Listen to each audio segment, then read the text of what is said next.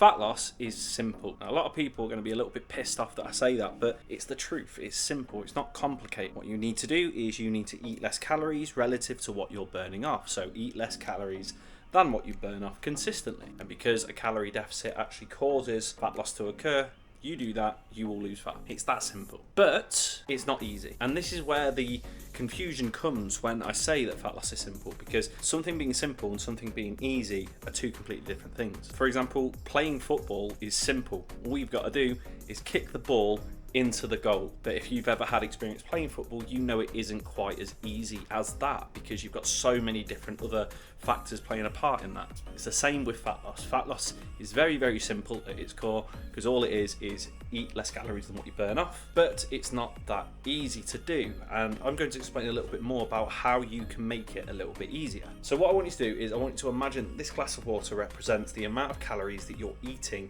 in a regular day. Now, when people first start to lose fat, their main priority is to eat a little bit less, which is a really good start. At the end of the day, you're trying to eat less calories. Ideally, try not to eat less food, but eat less calories. But people might find that pretty difficult to do, especially if they're not doing anything else apart from just trying to reduce the amount of calories that they're intaking. At the end of the day, when you do try to just start eating less calories, you're only focusing on one side of a different coin, because the other side of the coin is the amount of calories that you're burning off. So what you've got is you've got the amount of calories that you're eating compared to the amount of calories that you're burning off.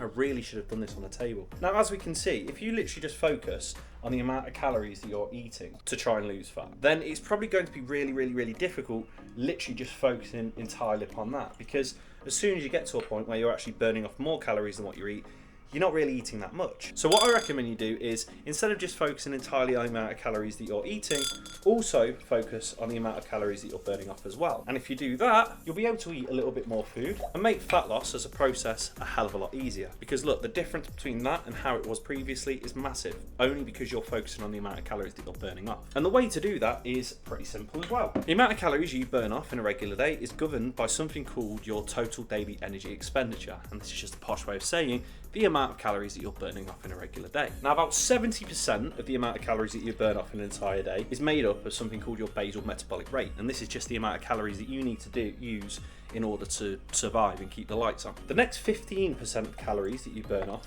is burnt off through just moving, anything that doesn't involve just staying stationary. And this is known as your non-exercise activity thermogenesis. The next 10% is the thermic effect of food, which basically means the amount of calories that you're burning off through eating food. And finally, you've got your exercise, which is the final 5%. Now, if you want to try and make fat loss easier for yourself, instead of simply just focusing on the amount of calories that you're consuming, also focus on your total daily energy expenditure. And as I said, we can't really control your basal metabolic rate, because that's the amount of calories it takes to keep the lights on, but we can control everything else. We can control your non-exercise activity thermogenesis, your thermic effect food, and your exercise. So the best kind of thing that we can ask you to do in order to increase the amount of calories that you're burning off is go to the gym a little bit more, eat more protein, because about 10 to 20% of the calories that you actually consume from protein are burnt off almost instantly, simply by just eating and digesting the stuff. And move a little bit more, go out for more walks, walk to the shops instead of driving, park further away from the place where you want to be, do more chores around the house, be a little bit more active. Focus on all of these things as well as the amount of calories that you're consuming, and you'll find fat loss a hell of a lot easier